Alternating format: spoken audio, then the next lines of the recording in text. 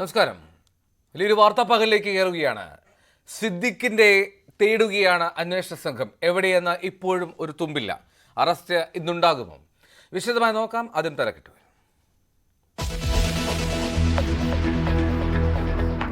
ബലാത്സംഗ കേസിൽ ജാമ്യം തേടി സിദ്ദിഖ് സുപ്രീം കോടതിയിലേക്ക്. ഒളിവിലുള്ള സിദ്ദിഖിനായി തെരച്ചിൽ തുടരുന്നു. എറണാകുളത്തും ആലപ്പുഴയിലും ഹോട്ടലുകളിൽ പരിശോധന.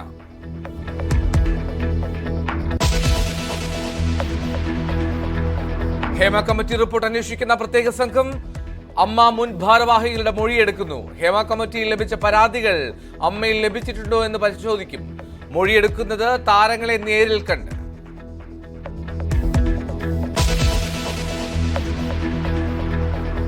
തൃശൂർ പൂരം കലക്കലിൽ കൂടുതൽ അന്വേഷണത്തിന് സാധ്യത. റിപ്പോർട്ടിൽ മുഖ്യമന്ത്രിയുടെ തീരുമാനം ഇന്നുണ്ടായേക്കും. CPIയെ അനുനയിപ്പിക്കാൻ ശ്രമം.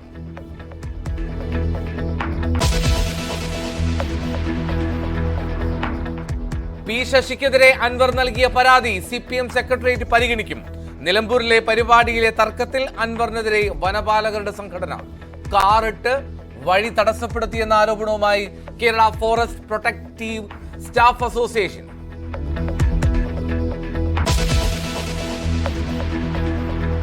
ഷിരൂർ ദൗത്യം അവസാന ഘട്ടത്തിലേക്ക്. ഇന്നത്തെ തെരച്ചിൽ തുടങ്ങി. കാലാവസ്ഥ പ്രതികൂലമായാൽ തെരച്ചിൽ നിർത്തും. ഉത്തര കന്നഡ ജില്ലയിൽ ഇന്ന് അതിതീവ്ര മഴ മുന്നറിയിപ്പ്.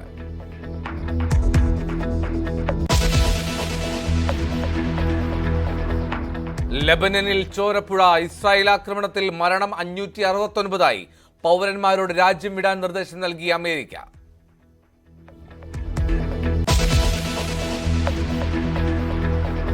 ജമ്മു കശ്മീരിൽ രണ്ടാം ഘട്ട വോട്ടെടുപ്പ് തുടങ്ങി. തെരഞ്ഞെടുപ്പ് 26 മണ്ഡലങ്ങളിൽ. ജനവിധി തേടുന്നവരിൽ ഒമർ അബ്ദുള്ള ഉൾപ്പെടെയുള്ള നേതാക്കൾ.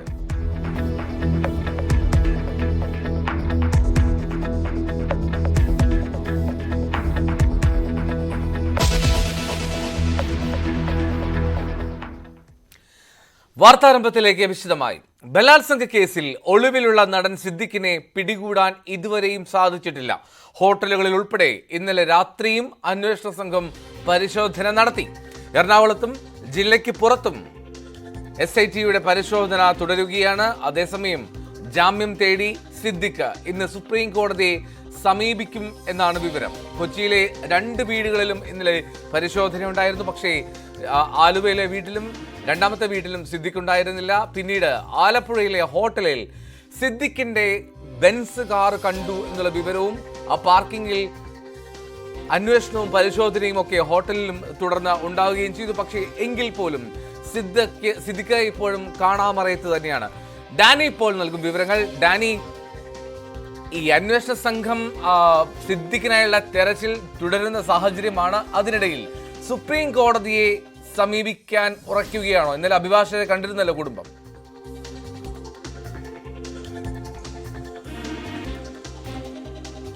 എൽദോ, അത് തന്നെയാണ് ഒരു നീക്കം. കാരണം ഇന്ന് സുപ്രീം കോടതിയിൽ അപേക്ഷ സമർപ്പിച്ചേക്കുമെന്ന് തന്നെയാണ് വളരെ കൃത്യമായി വരുന്ന ഒരു വിവരങ്ങൾ. സിദ്ദിഖ് ഈ ജാമ്യാപേക്ഷയുമായി സുപ്രീം കോടതിയിലേക്ക് നീങ്ങുമെന്ന് തന്നെയാണ് ലഭ്യമാവുന്ന വിവരങ്ങൾ. അതിന് ചില കാര്യങ്ങൾ സാങ്കേതികമായി പൂർത്തിയാക്കാനുള്ള ഒരു ഇടവേളയാണ് ഇപ്പോൾ ഉള്ളത്. ആ ഒരു സാവകാശമാണ് ഇപ്പോൾ വന്നിരിക്കുന്നത്.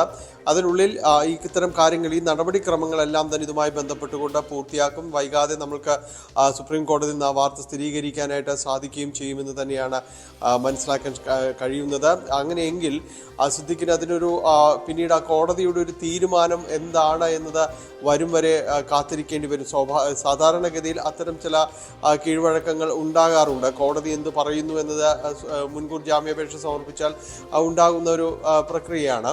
എന്തായാലും അതിനു മുൻപായി സിദ്ദിഖിനെ പിടികൂടാൻ, സിദ്ദിഖിനെ കസ്റ്റഡിയിൽ എടുക്കുവാനുള്ള ശ്രമങ്ങൾ ഇന്നലെ മുഴുവൻ സമയവും തന്നെ അന്വേഷണ സംഘത്തിൻ്റെ ഭാഗത്തുനിന്ന് ഉണ്ടായിരുന്നു. ഇപ്പോഴും തെരച്ചിൽ പല ഭാഗങ്ങളിലായിട്ട് തുടരുന്നു എന്നുള്ള രീതിയിലും പറയുന്നുണ്ട്. എങ്കിൽ കൂടിയും സിദ്ദിഖിലേക്ക് എത്താൻ അന്വേഷണ സംഘത്തിന് ഇതുവരെയും സാധിച്ചിട്ടില്ല. കാരണം അങ്ങനെ സാധ്യമാവുന്ന രീതിയിലേക്ക് ഇതുവരെയും അന്വേഷണം എത്തിയിട്ടുമില്ല. സിദ്ദിഖിൻ്റെ മൊബൈൽ ഫോണുകൾ കേന്ദ്രീകരിച്ചും മറ്റ് സുഹൃത്തുക്കളെ കേന്ദ്രീകരിച്ചും എല്ലാം തന്നെ അന്വേഷണങ്ങൾ നടത്തിയിരുന്നു. ഇന്നലെ ആലപ്പുഴയിൽ ഉണ്ട് എന്ന രീതിയിൽ സിദ്ദിഖിൻ്റെ വാഹനം അവിടെ കണ്ടു എന്ന രീതിയിലെല്ലാം തന്നെ വിവരങ്ങൾ വന്നിരുന്നു. ഇത് സംബന്ധിയായ അന്വേഷണങ്ങൾ നടത്തിയെങ്കിൽ കൂടിയും സിദ്ദിഖിലേക്ക് അന്വേഷണ സംഘത്തിന് ഇതുവരെയും എത്താൻ സാധിച്ചിട്ടില്ല എന്ന് തന്നെയാണ് മനസ്സിലാകുന്നത്. ഇതൊരു വലിയ രീതിയിലൊരു വിമർശനം അന്വേഷണ സംഘത്തിനും നേരിടേണ്ടി വരുന്നുണ്ട്. കാരണം ഇതിൽ എന്തുകൊണ്ടാണ് ഈ ഒരു മുൻകൂർ ജാമ്യാപേക്ഷ കോടതിയിൽ പരിഗണനയ്ക്ക് വരുമ്പോൾ സിദ്ദിഖിന് മേലിൽ കൂടി അതിലൊരു നിരീക്ഷണം വേണ്ടതായിരുന്നു. കാരണം വലിയ രീതിയിൽ തന്നെ അന്വേഷണം അന്വേഷണം നടക്കുകയും അതോടൊപ്പം തെളിവെടുപ്പ് അടക്കമുള്ള കാര്യങ്ങൾ നടത്തുകയും ചെയ്തു. അതിലെല്ലാം സിദ്ദിഖിന് എതിരായി വലിയ രീതിയിലുള്ള തെളിവുകളടക്കം അന്വേഷണ സംഘത്തിന് സമർപ്പിക്കാൻ കഴിഞ്ഞു. പ്രോസിക്യൂഷൻ അത് കോടതിയിൽ സമർപ്പിക്കുകയും ചെയ്തു. അപ്പോൾ സിദ്ദിഖിന് തിരിച്ചടി ഉണ്ടാകുമെന്നൊരു കണക്കുകൂട്ടലിലേക്ക് എന്തുകൊണ്ട് അന്വേഷണ സംഘം പോയില്ല? അങ്ങനെയെങ്കിൽ സിദ്ദിഖിനെ കസ്റ്റഡിയിൽ എടുക്കേണ്ടതായിരുന്നു.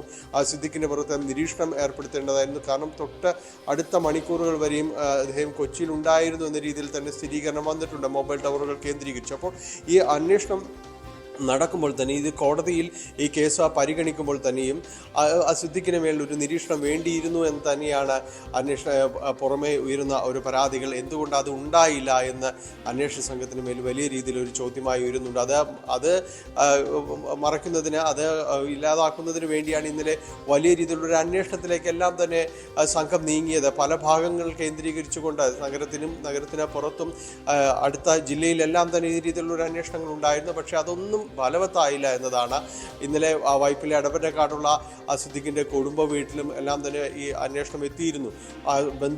അടുത്ത ബന്ധുക്കളിലേക്ക് അവരെ ഏതെങ്കിലും രീതിയിൽ ബന്ധപ്പെടാൻ ശ്രമിച്ചു എന്നതെല്ലാം തന്നെ അറിയാൻ ശ്രമിച്ചു. പക്ഷേ ഒന്നും ഫലവത്തായില്ല എന്നതാണ് ഇപ്പോഴത്തെ ഒരു ദൃശ്യങ്ങൾ. ഇതിൽ അന്വേഷണം തുടരുന്നു സിദ്ദിഖിന് വേണ്ടി തന്നെ. പക്ഷേ ഇത് സുപ്രീം കോടതിയിൽ സിദ്ദിഖിന് മുൻകൂർ ജാമ്യാപേക്ഷ നൽകുന്നതിന് സുപ്രീം കോടതിയെ സമീപിക്കുന്നതിന് വേണ്ടിയുള്ള ഒരു സാവകാശം നൽകലാണ് എന്ന രീതിയിലുള്ള വിമർശനങ്ങൾ പല ഭാഗങ്ങളും തന്നെ ഉയരുന്നുണ്ട്. എന്തായാലും എന്താണ് ഇനി വരും മണിക്കൂറുകളിൽ സിദ്ദിഖിന് വേണ്ടിയുള്ള ഒരു അന്വേഷണം എന്നതാണ് ഇനിയിപ്പോൾ അറിയാനുള്ളത്. ഏത് രീതിയിലേക്ക് അന്വേഷണം പോകുന്നു എന്നതാണ്.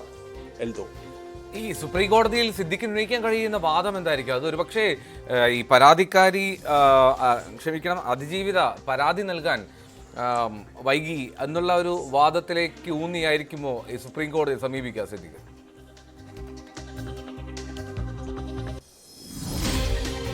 എൽദോ, ഇതിൽ പല കേസുകളിലും നമ്മൾ സുപ്രീം കോടതിയെ സമീപിക്കുമ്പോൾ അതിൽ സുപ്രീം കോടതിയുടെ ഒരു തീരുമാനം വരട്ടെ എന്നതെല്ലാം തന്നെ പറയുമ്പോഴും അതിൽ ചില പ്രതീക്ഷകൾ ബാക്കി നിർത്തിക്കൊണ്ട് തന്നെയായിരിക്കും ചിലപ്പോൾ അത്തരം കാര്യങ്ങൾ പറയുന്നത്. പക്ഷേ ഇന്നലെ സിദ്ദിഖിന് ഹൈക്കോടതിയിൽ നിന്ന് ഗുരുതരമായ രീതിയിൽ പരാമർശങ്ങൾ ഏൽക്കേണ്ടി വന്നു. കാരണം സിദ്ദിഖ് ഉയർത്തിയ പരാതികൾക്ക് തന്നെയാണ് കനത്ത തിരിച്ചടി ഹൈക്കോടതിയുടെ ഭാഗത്തു നിന്നുണ്ടായത്. പ്രധാനമായും ഇപ്പോൾ സൂചിപ്പിച്ചതുപോലെ പരാതി നൽകാൻ വൈകി. അതോടൊപ്പം തന്നെ ആദ്യം ഉന്നയിച്ച പരാതിയിൽ ഒരിടത്തും ബലാത്സംഗം എന്ന രീതിയിൽ ഉണ്ടായിരുന്നില്ല. തനിക്കെതിരെ ആസൂത്രിതമായ രീതിയിൽ ഒരു ഗൂഢാലോചന ചിലർ നടത്തിയതിൻ്റെ ഭാഗമാണ് ഇതെന്നെല്ലാം പറയുന്നു. പക്ഷേ അതിനെല്ലാം കൃത്യമായി ഹൈക്കോടതി മറുപടി നൽകുന്നു. സിംഗിൾ ബെഞ്ച് കൃത്യമായി മറുപടി നൽകിയിട്ടുണ്ട്. ജസ്റ്റിസ് ഡയസിൻ്റെ വിധിന്യായത്തിൽ അതുണ്ട്. അതിൽ പറയുന്നത് ഇത് പരാതി നൽകാൻ വൈകുന്നു എന്നത് അതൊരു കാരണമാകേണ്ടതില്ല. അതിന് പല വിഷയങ്ങളുണ്ടാകാം. അതിന് കുറ്റപ്പെടുത്തേണ്ടതില്ല, അതിന് അതിജീവിതത്തെ കുറ്റപ്പെടുത്തേണ്ടതില്ല. അവർക്ക് പല വിഷയങ്ങൾ ഭയവും അടക്കമുള്ള എല്ലാ കാര്യങ്ങളും തന്നെ ഉണ്ടാകാം. അപ്പോൾ അത്തരം കാര്യങ്ങൾ പരാതി നൽകാൻ വൈകി എന്നത് ഒരു കാരണമേ ആകുന്നില്ല അവരെ അത് കുറ്റപ്പെടുത്തുന്നതിന്. അത് ഉപയോഗിച്ചുകൊണ്ട് അവരെ അപഹസിക്കുക അതൊരിക്കലും നീതീകരിക്കാൻ കഴിയുന്നില്ല. ആദ്യ പരാതിയിൽ ബലാത്സംഗം എന്ന രീതിയിൽ തന്നെ വന്നിട്ടില്ല എങ്കിൽ കൂടിയും അത് അവരുടെ പരാതി നിലനിൽക്കുന്നതാണ്. അതിൻ്റെ മെറിറ്റിൽ തന്നെ അത് കാണേണ്ടതാണ്. അത് മാത്രവുമല്ല, സിദ്ദിഖ് ഇതിൽ ഉൾപ്പെട്ടിട്ടുണ്ട് എന്നത് ഇതിൽ കൃത്യമായ രീതിയിൽ പ്രോസിക്യൂഷൻ സ്ഥാപിക്കാൻ കഴിഞ്ഞിട്ടുണ്ട്. കോടതി അത് വിശ്വാസത്തിലെടുക്കുകയും ചെയ്തിട്ടുണ്ട്. സിദ്ദിഖിനെതിരെയുള്ളത് ഗൗരവതരമായ ആരോപണങ്ങളും കാര്യങ്ങളുമാണ്. അതിനെതിരെ പ്രോസിക്യൂഷൻ സമർപ്പിച്ച കാര്യങ്ങൾ ഇതെല്ലാം കണക്കിലെടുത്തിട്ടുണ്ട്. ഇത് തന്നെയായിരിക്കും മേൽക്കോടതിയിലേക്ക് പോകുമ്പോൾ സിദ്ദിഖിന് വലിയ രീതിയിൽ തിരിച്ചടി ഉണ്ടാക്കുക. കാരണം ഹൈക്കോടതിയുടേതാണ് പരാമർശങ്ങൾ, സംസ്ഥാനത്തെ വലിയ കോടതിയുടേതാണ് പരാമർശങ്ങൾ ഉണ്ടായിരിക്കുന്നത്. സ്വാഭാവികമായും സുപ്രീം കോടതിയിൽ അത് പ്രോസിക്യൂഷൻ അത് മുന്നോട്ട് വയ്ക്കും. ഇത്തരം കേസുകൾ, ഇത്തരം പീഡന കേസുകളിലെല്ലാം തന്നെ ശക്തമായ നിലപാടുകളാണ് സുപ്രീം കോടതിയും സ്വീകരിച്ചിട്ടുള്ളത്. അതുകൊണ്ട് തന്നെയും ഈ മുൻകൂർ ജാമ്യാപേക്ഷ പരിഗണിക്കുമ്പോൾ ഇവിടെ പറഞ്ഞ കാര്യങ്ങൾ അതത്രയും ഹൈക്കോടതി പറഞ്ഞതാണ്. അതത്രയും സുപ്രീം കോടതിയുടെ മുന്നിലേക്ക് വരും. സുപ്രീം കോടതിയിൽ നിന്ന് എന്ത് രീതിയിലാണ് അത് തീരുമാനമുണ്ടാകുക എന്നതെല്ലാം തന്നെ ഇനി അവിടെ ആശ്രയിച്ചിരിക്കും. എന്തായാലും അത്തരം വലിയ രീതിയിലുള്ളൊരു അനുകൂലമായൊരു സാഹചര്യം സുപ്രീം കോടതിയിൽ നിന്ന് ഉണ്ടാകുമെന്ന് ആരും തന്നെയും പ്രതീക്ഷിക്കുന്നില്ല. പ്രത്യേകിച്ച് ഇത്തരം കേസുകളുടെ ഒരു സ്വഭാവം ഈ രീതിയിലായതുകൊണ്ട് തന്നെയും അവിടെ നിന്നും ഇനി ഉണ്ടായാൽ ഒരു തിരിച്ചടി ഉണ്ടായാൽ സിദ്ദിഖിന് മറ്റു വഴികളില്ലാത്ത അവസ്ഥയിലേക്ക് തന്നെ വരും. അന്വേഷണ സംഘത്തിന് മുൻപിലേക്ക് തന്നെ സിദ്ദിഖിന് തന്നെ കടന്നു വരേണ്ട ഒരു സാഹചര്യത്തിലേക്ക് എത്തും കാര്യം. റൈറ്റ്. സിദ്ദിഖിന് എല്ലാ ഫോൺ നമ്പറുകളും സ്വിച്ച് ഓഫ് ആണ്. ഹൈക്കോടതി വിധിക്കെതിരെ സുപ്രീം കോടതിയെ സമീപിക്കാനുള്ള ശ്രമത്തിലാണ് സിദ്ദിഖ് എന്നുള്ളതാണ് ഏറ്റവും പ്രധാനപ്പെട്ട കാര്യം. ഡാനി പോളാണ് വിവരങ്ങൾ നൽകിയത്. ഹേമ കമ്മിറ്റി റിപ്പോർട്ടിൽ അന്വേഷണം നടത്തുന്ന പ്രത്യേക സംഘം അമ്മ മുൻ ഭാരവാഹികളുടെ മൊഴിയെടുക്കുകയാണ്. ഹേമ കമ്മിറ്റിയിൽ ലഭിച്ച പരാതികൾ താരസംഘടന ലഭിച്ചിട്ടുണ്ടോ എന്നാണ് അന്വേഷിക്കുന്നത്. ഓരോരുത്തരെയും നേരിട്ട് സന്ദർശിച്ചാണ് മൊഴിയെടുക്കുന്നത്. ആജ്ഞ രവീന്ദ്രൻ ചേരുന്നു. ആജ്ഞ, എന്താണ് പ്രധാനമായും ചോദിച്ചറിയുന്നത്?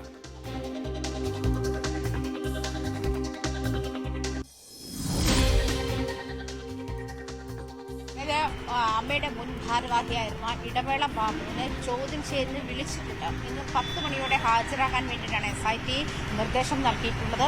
പരാതിയുമായി ബന്ധപ്പെട്ടിട്ടുള്ള ഓരോ ആളുകളെയും SIT ഇവിടെ തീരദേശ ഓഫീസിന്റെ പോലീസിന്റെ ആസ്ഥാനത്തേക്ക് വിളിച്ചു വരുത്തിയാണ് ചോദ്യം ചെയ്യൽ നടത്തുന്നത്. SITക്ക് ഇപ്പോൾ താൽക്കാലികമായി നൽകിയിരിക്കുന്ന ഇടം ഇതാണ്. AIG പൂങ്കുഴി IPS നേതൃത്വത്തിലാണ് ചോദ്യം ചെയ്യൽ പുരോഗമിക്കുന്നത് എന്നാണ് മനസ്സിലാക്കാൻ ചോദ്യം ചെയ്യൽ ഉണ്ടാവുക എന്നാണ് മനസ്സിലാക്കാൻ കഴിയുക. കഴിഞ്ഞ ദിവസവും മുകേഷിനെ ചോദ്യം ചെയ്തതും ഇവിടെ വെച്ച് തന്നെയാണ്. രാവിലെ 10 മണിക്ക് തുടങ്ങിയ ചോദ്യം ചെയ്യൽ ഏകദേശം 1 മണിക്ക് മേലെ നീണ്ടു. 2-3 മണിക്കൂർ കവിഞ്ഞാണ് ചോദ്യം ചെയ്യൽ നടന്നത്. അതിനുശേഷമാണ് അദ്ദേഹത്തിന് ഇന്നലെ കണ്ട അറസ്റ്റിലേക്കും മറ്റു നടപടികളിലേക്കും നീങ്ങുന്ന സാഹചര്യം ഉണ്ടായത്. എന്തായാലും ഈ കേസുമായി ബന്ധപ്പെട്ടിട്ടുള്ള ആളുകളെ, അത് ഹേമ കമ്മിറ്റി റിപ്പോർട്ടിന് ശേഷം പുറത്തു വന്നിട്ടുള്ള പരാതികൾ, ഹേമ കമ്മിറ്റിയിൽ മൊഴി നൽകിയിട്ടുള്ളതും അല്ലാതെ പുറത്തുനിന്നുള്ള പരാതികൾ, അതിനുശേഷം വന്നിട്ടുള്ള പരാതികളാണ് ഇപ്പോൾ പ്രത്യേക അന്വേഷണ സംഘത്തിന്റെ പരിധിയിലുള്ളത്. അതിന്റെ അന്വേഷണങ്ങളുമാണ് തുടരുന്നത്. ഹൈക്കോടതി കൃത്യമായ നിർദ്ദേശങ്ങളും നൽകിയിട്ടുണ്ട്. ഹേമ കമ്മിറ്റി റിപ്പോർട്ട് അതുമായി ബന്ധപ്പെട്ട ആളുകളുടെ അല്ലെങ്കിൽ മൊഴിപ്പകർപ്പും പ്രതികളുടെ പേരും മറച്ചുവെച്ചതിനെ രൂക്ഷമായി വിമർശിച്ച ഹൈക്കോടതി SITക്ക് അത് നേരിട്ട് നൽകാൻ ആവശ്യപ്പെടുകയും അതുപോലെ അന്വേഷണവുമായി ബന്ധപ്പെട്ടുള്ള അപ്ഡേഷൻസ് അപ്പോൾ ഹൈക്കോടതിയെ അറിയിക്കണമെന്നുള്ള നിർദ്ദേശമുണ്ട്. ആ ഒരു സാഹചര്യത്തിൽ കഴിഞ്ഞ ദിവസം ഇന്നലെ മുകേഷിനെ ചോദ്യം ചെയ്യുന്നു. അതിനുശേഷം സിദ്ദിഖിന്റെ മുൻകൂർ ജാമ്യാപേക്ഷ തള്ളുന്ന സാഹചര്യത്തിലേക്കും ഉടനടി അറസ്റ്റിലേക്കുള്ള നീക്കം വരുമ്പോൾ സിദ്ദിഖിനെ കാണാതാവുന്ന അല്ലെങ്കിൽ സിദ്ദിഖ് മുങ്ങുന്ന ഒരു സാഹചര്യത്തിലേക്ക് നീങ്ങുന്നു. ഇത്തരം അവസ്ഥകൾ ഉണ്ടായപ്പോഴും അതിരൂക്ഷമായ വിമർശനമാണ് സർക്കാരും പോലീസും ഒക്കെ ഏറ്റുവാങ്ങേണ്ടി വന്നത്. കാരണം ഈ കഴിഞ്ഞ ദിവസം പാലാരിവട്ടത്തിൽ വെച്ചിട്ടാണ് സിദ്ദിഖിന്റെ ഫോൺ സ്വിച്ച് ഓഫ് ആയത്. അതുവരെയും സിദ്ദിഖ് നിരീക്ഷണത്തിലായിരുന്നു. ആ ഒരു സാഹചര്യത്തിൽ എവിടെയാണ് സിദ്ദിഖ് എന്നുള്ള കാര്യത്തിൽ ഇനിയും വ്യക്തത വരുന്നില്ല. ഒരുപക്ഷെ നമ്മൾ നേരത്തെ സൂചിപ്പിച്ചതുപോലെയും വിമർശനങ്ങൾ ഉയർന്നതുപോലെയും സുപ്രീം കോടതിയിലേക്ക് പോകാനുള്ള ഇടം ഒരു ഗ്യാപ്പ് പുള്ളിക്ക് ഉണ്ടാക്കി കൊടുക്കുകയായിരിക്കാമെന്നുള്ള വിമർശനങ്ങളും ശക്തമാണ്. എന്തായാലും SIT ഇതുമായി പരാതിയുമായി ബന്ധപ്പെട്ട് അല്ലെങ്കിൽ ആരുടെയൊക്കെ പേര് പരാതികളുണ്ട് അവരെ ഓരോരുത്തരെയായി വിളിച്ച് ചോദ്യം ചെയ്യൽ തുടരുന്നുണ്ട്. ഇന്ന് ഇടവേള ബാബുവിനാണ് നോട്ടീസ് നൽകിയിരിക്കുന്നത്. 10 മണിയോടുകൂടി SITയുടെ തീരദേശ ആസ്ഥാനത്തുള്ള ഓഫീസിൽ ഹാജരാകാൻ പറഞ്ഞിട്ടുണ്ട്. ഏകദേശം 10 മണിയോടുകൂടി അദ്ദേഹം എത്തുമെന്നാണ് മനസ്സിലാക്കാൻ കഴിയുന്നത്. എന്തായാലും ചോദ്യം ചെയ്യാൻ തുടരുകയും അതിനുള്ള നടപടിക്രമങ്ങൾ വളരെ വേഗം ഊർജിതമാക്കുകയും ചെയ്യുന്ന ഒരു നിലപാടിലേക്ക് SIT മാറിയിട്ടുണ്ട്. മാത്രമല്ല ഹൈക്കോടതി നേരത്തെ ഡാനി പോൾ സൂചിപ്പിച്ചതുപോലെ ഹൈക്കോടതി സ്ത്രീകളുടെ വിഷയത്തിൽ അതിശക്തമായി ഇടപെടുമെന്നുള്ളതും അതല്ലെങ്കിൽ ഈ തരത്തിൽ ലൈംഗിക അതിക്രമ പരാതിയുമായി വരുന്ന സ്ത്രീകളെ അവരുടെ സ്വഭാവം അത്തരത്തിൽ റീഡ് ചെയ്യേണ്ട സാഹചര്യമില്ല, അല്ലെങ്കിൽ അത് അവരുടെ സ്വഭാവ ദൂഷ്യത്തിന്റെ ഭാഗമായിരുന്നില്ല ലൈംഗിക അതിക്രമത്തിന് ഇരയായത് കൊണ്ട് എന്ന് മനസ്സിലാക്കണമെന്നും ഇരയെ വിശ്വാസത്തിലെടുക്കാതിരിക്കാനുള്ള ഒരു സാഹചര്യവും അല്ലെങ്കിൽ അനാവശ്യ പരാമർശങ്ങൾ ഒഴിവാക്കണമെന്നുള്ള കാര്യങ്ങൾ വളരെ വ്യക്തമായിട്ട് തന്നെ സൂചിപ്പിച്ചിട്ടുണ്ട്. അതുകൊണ്ട് തന്നെ ഈ ഒരു അതായത് ഇരയെ ഭീഷണിപ്പെടുത്തുക, ഇരയ്ക്ക് ഇരയ്ക്ക് പരാതി നൽകാനുള്ള എല്ലാ പഴുതുകളും അടയ്ക്കുക തുടങ്ങിയ തരത്തിലുള്ള നീക്കങ്ങളും ബ്ലോക്ക് ചെയ്യണം, അല്ലെങ്കിൽ തുടങ്ങിയ തരത്തിലുള്ള പരാമർശങ്ങൾ ഒഴിവാക്കണമെന്ന് കോടതി സൂചിപ്പിച്ചിട്ടുണ്ട്. അതുകൊണ്ട് തന്നെ ലൈംഗിക അതിക്രമം നേരിട്ടുള്ള സ്ത്രീകൾ ശക്തമായിട്ട് മുന്നോട്ട് വരാനുള്ള ഒരു ഇടം കൂടി ഒരുക്കുകയാണ് ഇതിലൂടെ കോടതി ലക്ഷ്യമിടുന്നത് എന്നാണ് മനസ്സിലാക്കാൻ കഴിയുന്നത്.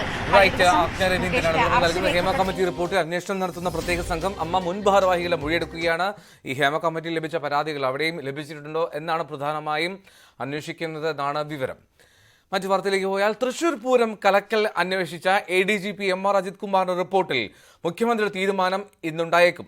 കൂടുതൽ അന്വേഷണം വേണം എന്ന ആവശ്യത്തോടെയാണ് സംസ്ഥാന പോലീസ് മേധാവി ഇന്നലെ മുഖ്യമന്ത്രിക്ക് റിപ്പോർട്ട് കൈമാറിയത്. പൂരം കലക്കലിൽ രാഷ്ട്രീയ പാർട്ടികളുടെ അടക്കം ഇടപെടൽ അന്വേഷിക്കണമെന്നാണ് പോലീസ് മേധാവിയുടെ ആവശ്യം.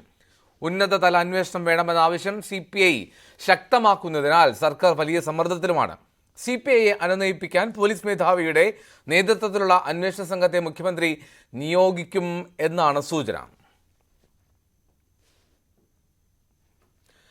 പി ശശിക്കെതിരെ PV അൻവർ നൽകിയ പരാതിയിൽ CPM നിലപാട് ഇന്നറിയാം. തിരുവനന്തപുരത്ത് ചേരുന്ന സംസ്ഥാന സെക്രട്ടേറിയറ്റ് അൻവറിന്റെ പരാതി പരിഗണിച്ചേക്കും.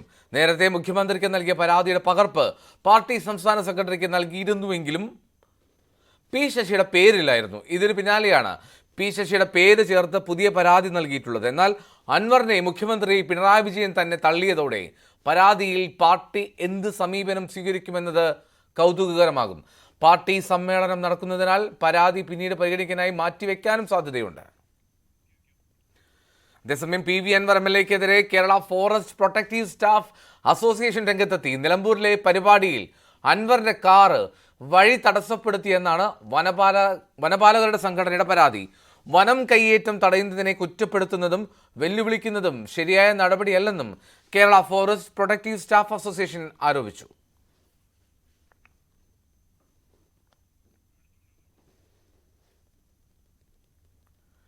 ഇതിനിടെ വിവാദ IPS ഉദ്യോഗസ്ഥൻ സുജിത് ദാസിനെതിരെ CBI അന്വേഷണം ആവശ്യപ്പെട്ടുള്ള ഹർജി ഹൈക്കോടതി ഇന്ന് പരിഗണിക്കുന്നുണ്ട്. എടത്തല സ്വദേശി TR രശ്മി നൽകിയ ഹർജിയിലാണ് ഹൈക്കോടതിയുടെ പരിഗണനയിൽ വരുന്നത്. സുജിത് ദാസ് എറണാകുളം റൂറൽ SP ആയിരിക്കെ ഭർത്താവിനെതിരെ വ്യാജ ലഹരി കേസ് രജിസ്റ്റർ ചെയ്തു എന്നാണ് ആക്ഷേപം. ഹർജിക്കാരനടക്കം 7 പേരെ സുജിത് ദാസിന്റെ നേതൃത്വത്തിൽ പോലീസ് സ്റ്റേഷനിൽ വെച്ച് ക്രൂരമായി മർദ്ദിച്ചു. കേസിൽ 6.5 വർഷം കഴിഞ്ഞിട്ടും എടത്തല പോലീസ് കുറ്റപത്രം നൽകിയില്ല.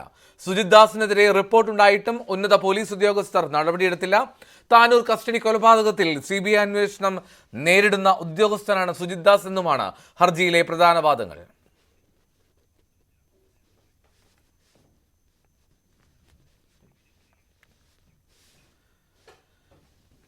PV അൻവർ MLAക്കെതിരെ Kerala forest protective staff association രംഗത്തെത്തിയിരുന്നു.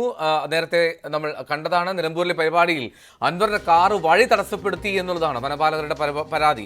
മാത്രമല്ല, വനം കയ്യേറ്റം തടയുന്നതിനെ കുറ്റപ്പെടുത്തുന്നതും വെല്ലുവിളിക്കുന്നതൊക്കെ ശരിയായ നിലപാടല്ലെന്നും Kerala forest protective staff association MLAക്കെതിരെ നിലപാടെടുക്കുന്നു. വിനേഷ് കുമാർ അതിന് വിവരങ്ങൾ നൽകും. വിനേഷ്, എന്താണ് ഈ വനപാലകരുടെ പരാതിയിൽ പ്രധാനമായും ഉള്ളത്? കേരള ഫോറസ്റ്റ് പ്രൊട്ടക്റ്റീവ് സ്റ്റാഫ് അസോസിയേഷനാണ് ഇത് സംബന്ധിച്ചുള്ള പ്രതിഷേധവുമായി ഇപ്പോൾ എത്തിയിട്ടുള്ളത്. അതായത് PV അൻവർ MLAയുടെ ഭാഗത്ത് നിന്ന് വളരെ മോശമായ ഒരു ഇടപെടൽ ഉണ്ടായി എന്ന് തന്നെ പറയുന്നു. ഒപ്പം തന്നെ ഭീഷണിയും ഉണ്ടായിട്ടുണ്ട്. അതായത് MLAയുടെ കാർ ഇവിടേക്ക്, അതായത് ഈ പരിപാടി കഴിഞ്ഞ ദിവസം പരിപാടി നടന്ന വനംവകുപ്പിന്റെ നിലമ്പൂരിലുള്ള വനംവകുപ്പ് ഓഫീസിനോട് ചേർന്നുള്ള സ്ഥലത്തേക്ക് അൻവറിന്റെ കാർ വഴി തടസ്സപ്പെടുത്തിക്കൊണ്ട് നിർത്തിയത് ചോദ്യം ചെയ്തതുമായി ബന്ധപ്പെട്ടുകൊണ്ടാണ് ഭീഷണി ഉണ്ടായിരിക്കുന്നത്. വാഹനം 2 തവണ അവിടെ ഉണ്ടായിരുന്ന ഡെപ്യൂട്ടി റേഞ്ച് ഓഫീസർ വാഹനം മാറ്റിയിടണമെന്ന് അൻവറിന്റെ ഡ്രൈവറോട് ആവശ്യപ്പെട്ടു. എന്നാൽ ഡ്രൈവർ മാറ്റിയിടാൻ തയ്യാറായില്ല. വേണ്ടി വന്നാൽ സ്റ്റേജിൽ ഇടിച്ചു കയറ്റുമെന്ന് പറഞ്ഞുകൊണ്ട് ഭീഷണിപ്പെടുത്തി എന്നാണ് പറയുന്നത്. തുടർന്ന് പരിപാടി കഴിഞ്ഞിറങ്ങിയ MLAയുടെ ഡ്രൈവർ പരാതി പറഞ്ഞു. നിജസ്ഥിതി പോലും മനസ്സിലാക്കാതെ ഇത് സംബന്ധിച്ച് MLA തട്ടിക്കയറുകയാണ് ഉണ്ടായത് എന്നും ഈ ഇതിൽ പറയുന്നുണ്ട്. അതായത് ഈ Kerala forest protective staff association ഇറക്കിയ റിലീസിൽ പറയുന്നുണ്ട്. റേഞ്ച് ഓഫീസർ അടക്കമുള്ള ആളുകളെ ഓഫീസിലെത്തി, വനംവകുപ്പിന്റെ ഓഫീസിലെത്തി അൻവർ ഭീഷണിപ്പെടുത്തുകയും ചെയ്തിട്ടുണ്ട്. അതായത് ഈ പരിപാടി നടന്ന വേദിയിൽ MLA മന്ത്രിക്കുൾപ്പെടെ വകുപ്പിനും ഉൾപ്പെടെ രൂക്ഷ വിമർശനം ഉണ്ടായിരുന്നു. ഇതിൽ തന്നെ വനം മന്ത്രി AK ശശീന്ദ്രൻ ഉൾപ്പെടെ അതൃപ്തി രേഖപ്പെടുത്തുകയും ചെയ്തിരുന്നു. അതിന് പിന്നാലെയാണ് ഇപ്പോൾ കേരള ഫോറസ്റ്റ് പ്രൊട്ടക്റ്റീവ് സ്റ്റാഫ് അസോസിയേഷന്റെ മലപ്പുറം ജില്ലാ കമ്മിറ്റി ഇത് സംബന്ധിച്ച് അൻവറിനെതിരെ രംഗത്ത് വന്നിട്ടുള്ളത്. എന്തായാലും വനം കയ്യേറ്റം ഉൾപ്പെടെ തടയുന്നതിനെ കുറ്റപ്പെടുത്തുന്നത് ശരിയല്ല. ഒപ്പം തന്നെ കുറ്റപ്പെടുത്തുകയും ഭീഷണിപ്പെടുത്തുകയാണ് യഥാർത്ഥത്തിൽ MLA ചെയ്യുന്നത്. ഇത് ശരിയായ നടപടിയല്ല, ഒരു MLAക്ക് ചേർന്നതല്ല. ഏതെങ്കിലും തരത്തിൽ MLAക്ക് ആക്ഷേപമുണ്ടെങ്കിൽ നിലവിലെ നിയമനിർമ്മാണ സഭയിൽ നിന്നുകൊണ്ട് തന്നെ ഇതിന്റെ ഭാഗമായ MLAക്ക് വേണമെങ്കിൽ ഇതിലെ നിയമത്തിൽ ഭേദഗതി വരുത്തുന്ന ഉൾപ്പെടെയുള്ള കാര്യങ്ങളാണ് ചെയ്യേണ്ടത്. അല്ലാതെ വനംവകുപ്പ് ഉദ്യോഗസ്ഥരോട് മോശമായി പെരുമാറുകയും ഭീഷണിപ്പെടുത്തുകയും അല്ല ചെയ്യേണ്ടത് ഉൾപ്പെടെയുള്ള കാര്യങ്ങളാണ് സംബന്ധിച്ചുള്ള ഇവരുടെ ഈ സ്റ്റാഫ് അസോസിയേഷന്റെ റിപ്പോർട്ടിൽ പറയുന്നത്. അൻവർ കാർ തടസ്സപ്പെടുത്തിയ വിഷയത്തിൽ ഒപ്പം വനം കയ്യേറ്റം തടയുന്നതിനെ കുറ്റപ്പെടുത്തുക, ഇത്തരം നിലപാടുകളെ ചോദ്യം ചെയ്യുകയാണ് അവിടെ വനപാലകരുടെ സംഘടന. വാർത്താരൂപത്തിലേക്ക് മടങ്ങിയെത്താം. ഷിരൂരിൽ തെരച്ചിൽ അത് പുരോഗമിക്കുകയാണ്. ആ വാർത്തയിലേക്കാണ് ആദ്യം, ഇടവേളയ്ക്ക് ശേഷം.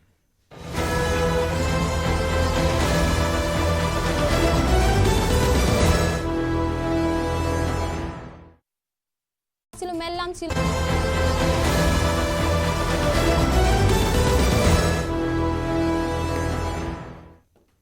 ഷിരൂരിൽ മണ്ണിടിച്ചിലിൽ കാണാതായ അർജുൻ ഉൾപ്പെടെ 3 പേർക്കായുള്ള തെരച്ചിൽ അത് പുരോഗമിക്കുകയാണ്. പ്രതികൂല കാലാവസ്ഥ ആയതിനാൽ തെരച്ചിൽ ഏതു സമയത്തും നിർത്തിവെക്കാൻ സാധ്യതയുണ്ട്. ഉത്തര കന്നഡ ജില്ലയിൽ ഇന്നും അതിതീവ്ര മഴ മുന്നറിയിപ്പാണ്. റിട്ടയർഡ് മേജർ ജനറൽ ഇന്ദ്രബാലൻ അടയാളപ്പെടുത്തിയ CP4 കേന്ദ്രീകരിച്ചാണ് ഇന്നത്തെ തെരച്ചിൽ. ഒപ്പം മുങ്ങൽ വിദഗ്ധരുടെ സേവനവുമുണ്ട്. ഗംഗാവലി പുഴയിൽ 3ാം ഘട്ട ദൗത്യം തുടങ്ങിയതിനു ശേഷം ഇതുവരെ അർജുന്റെ ലോറിയുടെ കാര്യമായ ഭാഗങ്ങളൊന്നും ലഭിച്ചിട്ടില്ല എന്നതാണ് ആശങ്ക. അർജുനും ലോറിക്കും വേണ്ടിയുള്ള 5ാം നാളിലെ തിരച്ചിൽ ഇന്ന് ആരംഭിച്ചിരിക്കുന്നു. കാലാവസ്ഥ പ്രതികൂലമാണെങ്കിലും തിരച്ചിൽ തുടരുമെന്ന് തന്നെയാണ് ജില്ലാ ഭരണകൂടം അറിയിച്ചിട്ടുള്ളത്. വലിയ കാലാവസ്ഥ, അതായത് ശക്തമായ മഴയുണ്ടായാൽ തിരച്ചിൽ നിർത്തേണ്ട സാഹചര്യമുണ്ട്. അത് 1-2 ദിവസത്തേക്ക് ഈ മഴ മാറുന്നതുവരെ ആയിരിക്കുമെന്നാണ് ജില്ലാ ഭരണകൂടം വ്യക്തമാക്കിയത്. പക്ഷേ അപ്പോഴും നമ്മൾ മനസ്സിലാക്കുന്നത് കാലാവസ്ഥ ഇത്തരത്തിൽ പ്രതികൂലമായും അതുപോലെ തന്നെ ഗംഗാവലി പുഴയിൽ വെള്ളം ഉയരുന്ന ഒരു സാഹചര്യം ഉണ്ടായാൽ തിരച്ചിൽ പൂർണ്ണമായും എന്നേക്കുമായി നിർത്തിവെച്ചേക്കാം. എന്തായാലും 10 ദിവസത്തെ കരാറുണ്ട്. അർജുനും ലോറിയും ലഭിക്കുന്നതുവരെ തിരച്ചിൽ തുടരുമെന്നാണ് കാർവാർ MLA ഉറപ്പ് നൽകിയത്. പക്ഷേ കഴിഞ്ഞ ദിവസം ഉണ്ടായ ആ മഴ മുന്നറിയിപ്പ് അത് ഏതായാലും ആശങ്കയുണ്ടാക്കുന്നുണ്ട്.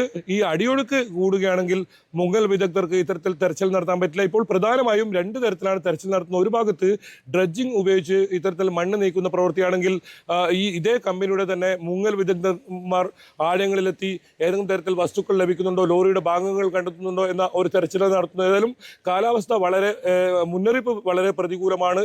തെരച്ചിൽ ഇനി എത്ര ദിവസം നീണ്ടു നിൽക്കുമെന്ന ഒരു ആശങ്കയുണ്ട്. അത് കുടുംബവും അത് പങ്കുവെക്കുന്നുണ്ട്. എന്തായാലും അവരും മാനസികമായി അത് പൊരുത്തപ്പെട്ട് കഴിഞ്ഞിരിക്കുന്നു. ഇത് അവസാനഘട്ട തെരച്ചിൽ തന്നെയാണ്. ജില്ലാ ഭരണകൂടം അത് നേരത്തെ തന്നെ വ്യക്തമാക്കിയതാണ്. എന്തായാലും ആ കാലാവസ്ഥ പരമാവധി അനുകൂലമാവുന്നത് പ്രയോജനപ്പെടുത്തി തെരച്ചിൽ നടത്തുക. CP4-ൽ നടത്തുന്ന ഇന്നത്തെ തെരച്ചിൽ നിർണായകമാണ്. ആയാലും ഈ തെരച്ചിൽ ഇപ്പോൾ ആരംഭിച്ചിട്ടുണ്ട്. ഡ്രഡ്ജിങ് ഇപ്പോൾ ആരംഭിച്ചിട്ടുണ്ട്. ഇവിടെ നിന്നുള്ള മണ്ണ് CP4-ലുള്ള ഇത്തരത്തിലുള്ള മണ്ണ് നീക്കം ചെയ്യുന്ന പ്രവൃത്തികളാണ് ഇപ്പോൾ ആരംഭിച്ചിട്ടുള്ളത്. ഒപ്പം മുങ്ങൽ വിദഗ്ധന്മാരുടെ ആഴങ്ങളിലെത്തിയുള്ള തെരച്ചിലും നടക്കുന്നുണ്ട്. അവരുടെ സാങ്കേതിക വിദ്യയൊക്കെ ഉപയോഗിച്ച് അടിത്തട്ടിൽ ഏതെങ്കിലും തരത്തിൽ വസ്തുക്കളുണ്ടോ എന്ന് അവർ പരിശോധിക്കുന്നുണ്ട്. എന്തായാലും ഇന്ന് വളരെ പ്രതീക്ഷയുണ്ട്. അവസാന ഘട്ടത്തിലേക്ക് ഈ ശിരൂർ ദൗത്യം നീങ്ങുന്നുവെന്ന് വേണം പറയാൻ. ഏത് സമയത്തും മഴ ശക്തമായി വന്നാൽ, കാറ്റ് ശക്തമായി ഉണ്ടായാൽ ഈ ദൗത്യം നിർത്തിവെച്ചേക്കും. ഡ്രഡ്ജിങ് മുന്നോട്ട് കൊണ്ടുപോകാൻ കഴിയാത്ത സാഹചര്യം ഉണ്ടായേക്കും. ആ സമയം എത്തുന്നതിന് മുമ്പ് പരമാവധി തെരച്ചിൽ നടത്താൻ ഇപ്പോൾ ശ്രമിക്കുന്നത്. ഇപ്പോൾ തെരച്ചിൽ നടത്തുന്ന ഭാഗങ്ങളിൽ വലിയ മരങ്ങളും ആ ടവറിൻ്റെയൊക്കെ ഭാഗങ്ങളാണ് കിട്ടുന്നത്. ഏതായാലും ഇതുവരെ അർജുൻ്റെ ലോറിയുടെ കാര്യമായ ഭാഗങ്ങൾ ഒന്നും തന്നെ ലഭിച്ചിട്ടില്ല എന്നതാണ് ഏറ്റവും പ്രധാനം. ഈ നേരത്തെ ഇവിടെ അപകടത്തിൽപ്പെട്ട ടാങ്കർ ലോറിയുടെ ഭാഗങ്ങളാണ് ഇതുവരെയായും തെരച്ചിലിൽ ലഭിച്ചത്. ആദ്യം അതിൻ്റെ 2 ടയറുകൾ ലഭിച്ചു. പിന്നീട് മറ്റൊരു സ്ഥലത്ത് നേവി അടയാളപ്പെടുത്തിയ സ്ഥലത്ത് നിന്നും 4 ടയറുകൾ ലഭിക്കുന്ന സാഹചര്യം ഉണ്ടായി. സ്റ്റിയറിംഗ് ഉൾപ്പെടെയുള്ള വസ്തുക്കൾ ലഭിക്കുകയുണ്ടായി. അത്തരത്തിൽ ആ വാഹനത്തിൻ്റെ ടാങ്കർ ലോറിയുടെ വാഹനത്തിൻ്റെ വലിയ തോതിൽ കേടുപാട് സംഭവിച്ച രീതിയിൽ ഛിന്ന ഭിന്നമായ രീതിയിൽ പല ഭാഗങ്ങളിൽ നിന്നും ആ ടാങ്കർ ലോറിയുടെ ഭാഗങ്ങളാണ് കിട്ടുന്നത്. ഏതായാലും മഴ ഒരു തടസ്സം തന്നെയാണ്. വലിയ ശക്തമായ മഴ ഉണ്ടായാൽ തിരച്ചിൽ ആ സമയം തന്നെ നിർത്തിവെക്കും. പക്ഷേ താൽക്കാലികമായാണ് തിരച്ചിൽ നിർത്തിവെക്കുന്നതെന്ന് പറയുന്നുണ്ടെങ്കിലും അത് എത്ര ദിവസം ഈ മഴ തുടരുന്നു എന്ന് എന്തായാലും പറയാൻ പറ്റില്ല. കാരണം നമുക്ക് കഴിഞ്ഞ ദിവസങ്ങളിലെല്ലാം കണ്ടതാണ് ഗംഗാവലി പുഴയിൽ ഇത്തരത്തിൽ ഏതെങ്കിലും തരത്തിൽ ഉത്തര കന്നഡ ജില്ലയിൽ ഏതെങ്കിലും ഭാഗത്ത് മഴയുണ്ടായാൽ വലിയ തോതിൽ വെള്ളം ഉയരുകയും അടിയൊഴുക്ക് ശക്തമാകുന്നതും നമ്മൾ കണ്ടതാണ്. അതുകൊണ്ട് തന്നെ അതിൽ ആശങ്കയുണ്ട്. ഇനി ദൗത്യം അതിൻ്റെ അവസാന ദിവസത്തിലേക്ക് കടക്കുന്നു. ഏത് സമയത്തും ദൗത്യം പൂർണ്ണമായും അവസാനിപ്പിച്ചേക്കാം. എന്തായാലും പരമാവധി തെരച്ചിൽ നടത്തുക. ഏതെങ്കിലും തരത്തിൽ അർജുൻ്റെ ലോറി കണ്ടെത്താൻ കഴിയുമോ എന്ന് തെരച്ചിൽ നടത്തുക. ഒപ്പം ജഗന്നാഥിൻ്റെയും ലോകേഷിൻ്റെയും എന്തെങ്കിലും ശരീരാവശിഷ്ടങ്ങളോ ഭാഗങ്ങളോ കണ്ടെത്തുക. അതുതന്നെയാണ് ഏറ്റവും പ്രധാനം. ആ രീതിയിലുള്ള തെരച്ചിലാണ് ഇപ്പോൾ ഗംഗാവലി പുഴയിൽ നടക്കുന്നത്. ഏതായാലും ശിരൂരിൽ കാലാവസ്ഥ വളരെ മോശമായി തന്നെ വരികയാണ്. ഇന്നലത്തേതിന് സമാനമാണ് രാവിലത്തെ എങ്കിൽ പിന്നീട് ഇനി ഏത് രീതിയിലാണ് കാലാവസ്ഥ അനുസരിച്ചായിരിക്കും ഇന്നത്തെ തെരച്ചിൽ നടക്കുക. റൈറ്റ്. KV ബൈജു ആണ് ഷിരൂരിൽ നിന്നും വിവരങ്ങൾ നൽകിയത്. മണ്ണിടിച്ചിലിനെ തുടർന്ന് അർജുൻ ഉൾപ്പെടെ 3 പേരെ കാണാതായ ഷിരൂരിൽ വൈകാരികമായ നിരവധി രംഗങ്ങൾക്കാണ് സാക്ഷ്യം വഹിക്കുന്നത്. ദുരന്തത്തിൽ ഇനിയും കണ്ടെത്താനുള്ള ജഗന്നാഥിനു വേണ്ടി കുടുംബം ഗംഗാവലി പുഴയോരത്ത് മരണാനന്തര ചടങ്ങുകൾ വരെ നടത്തി.